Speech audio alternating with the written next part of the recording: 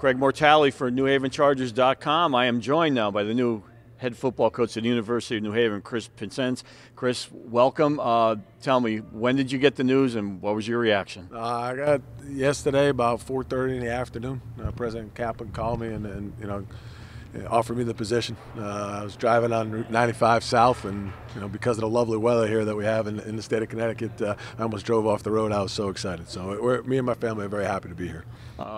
This is not new to you. You started your career at the University of New Haven. Today during the press conference you mentioned how this is home to you.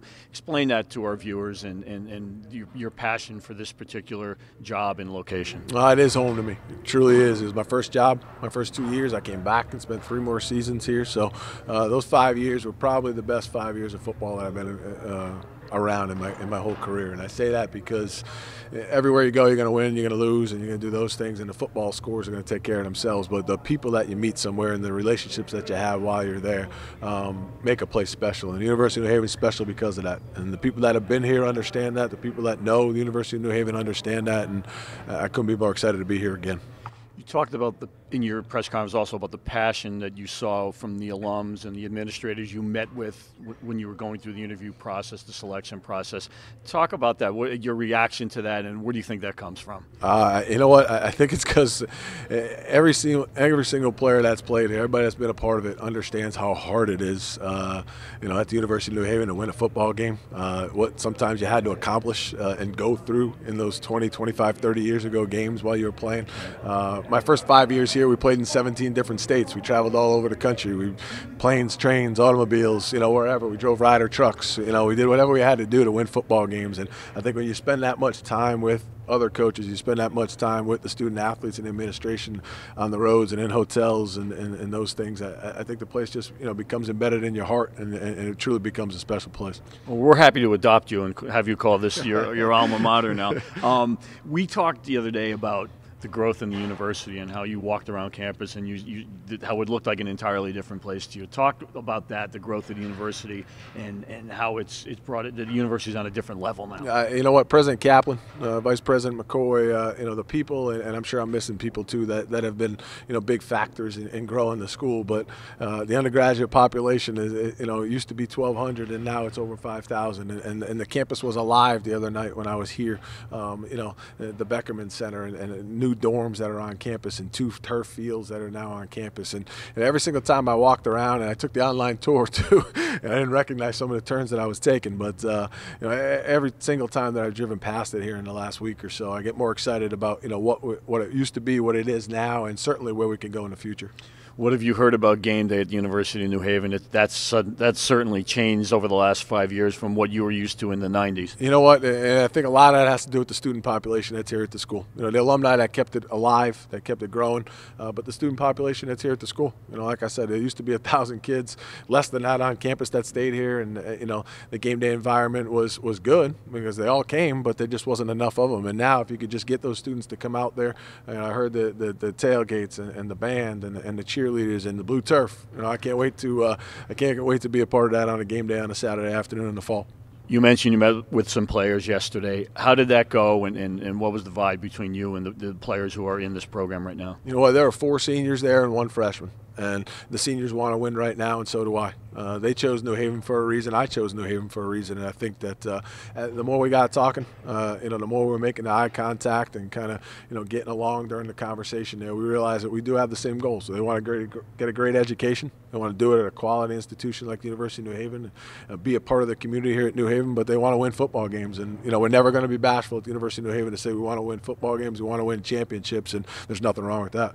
First thing Monday morning, 8 o'clock. What's Coach Pincince up to? We're going to get the staff here in the next couple of days. When I get back here from North Carolina in the next few days, we're going to get the staff here next week and send those assistants on the road. But, I think, first and foremost, I'm going to meet with every single one of the student athletes that's currently a part of the program.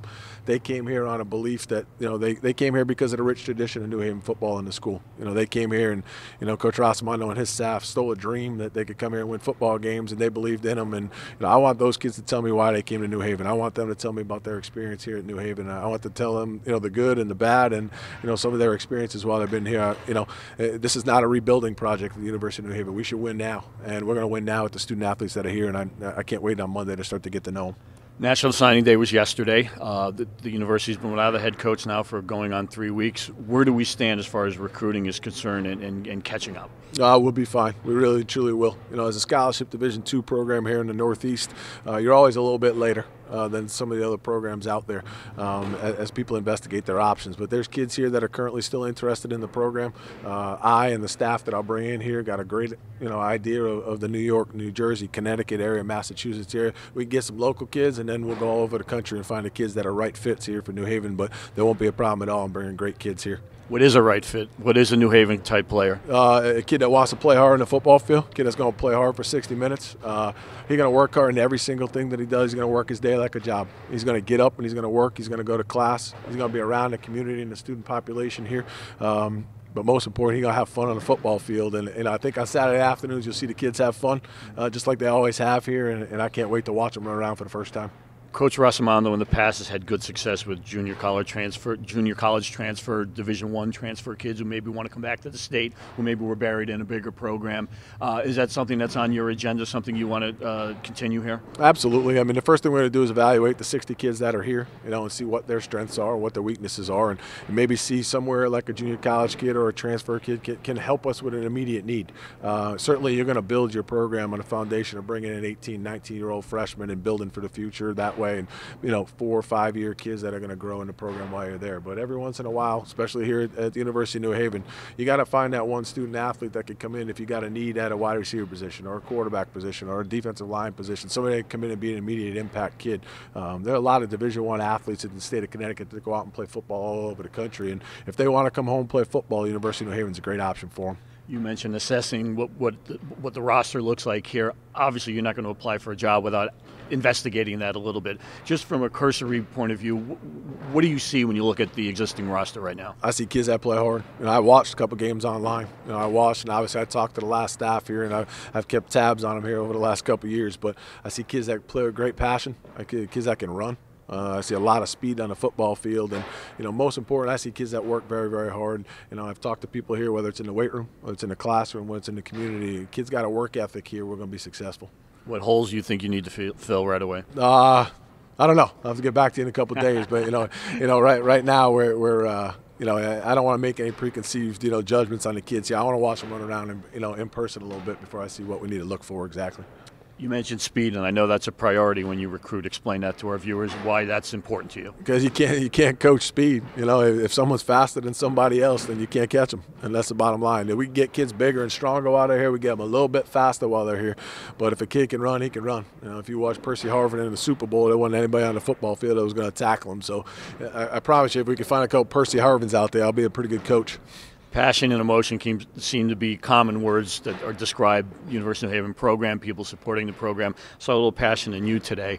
Saw a little emotion out of you today when you talked about accepting this job and the people who've helped mentor you through the past. And you mentioned Tony Sperano in particular and Coach Rossamando. Talk about that and what you were feeling emotionally as you accepted that job today in public. You know what, I've known Pete Rossamando for 24 years and Tony Sperano for the same amount of time, and it probably hasn't been one decision that I've made in my life, whether that's football, whether it's professionally, and even some personal decisions when he was advising me on which wife I should choose, that I didn't ask Coach Sperano on some kind of advice. And he's somebody you can bounce things off of.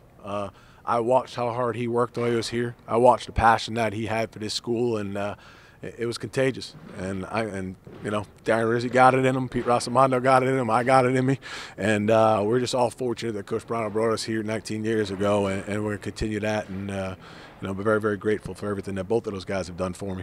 What's the one thing you learned from him as a coach that you use maybe on a daily basis? What is it about Coach Sperano that sticks with you? It's work ethic. It really and truly is. Being able to work every single day, going in there and outworking another coach. The student athlete's got to outwork the other student athletes. There's no job too small, for a coach here at the University of New Haven. Student athletes got to go a little bit extra here at the University of New Haven, and we all understand that. And I think, he taught me that. Some of the things that we had to do when I was here when I worked for him were something special. And talking to the student athletes yesterday, I could see that they understand that. They understand that you got to be different here at the Have. And, I'm excited for that. Coach Rossamato obviously did a tremendous job of reviving the program and making it successful quickly. 5-5 in the first year was phenomenal. The next year, 10-2, missed the playoffs by 1 game, and then after that, in the third year, finally made the NCAA playoffs 2 years in a row. The program's got a trajectory to it. What do you do to continue that? You know, just to continue to recruit those same quality student athletes. I mean, ultimately, it's all about them. It really and truly is, and how they invest in each other, how they feel about each other, how they feel about the program. That staff, Coach Ross's staff, brought in good kids. And if we continue to do that, then there's no reason that New Haven, can't continue that trajectory towards multiple championships. Last year, 8-3, missed the playoffs entirely. 8-3 at other schools is a good season. At New Haven, it's seen as not a failure, but not the expectations met. Is your expectations playoffs and then eventually chasing a national championship? There's no question. My expectations are the University of New Haven is playing in a championship game in our conference every single year. And I truly believe that this is a school that can do that. You should be the #1 or #2 seed in our conference every year. Sometimes the ball is going to roll a little bit different. Maybe something happens from a depth chart standpoint to something that you can't control. But on a year in and year out basis, we should be competing for the championship in the last weekend of the season. And then, ultimately, we're going to win a national championship. I know that. How long it takes, I'll have to get back to you here in about 3 or 4 months. Well, we all look forward not only to spring practice, but Labor Day weekend when the Chargers tee it off once again. Chris, congratulations. We wish you nothing but the best. We'll see you on the football field. Thank you. Thanks a lot. That's Chris Pincense, the new head coach of the University of New Haven.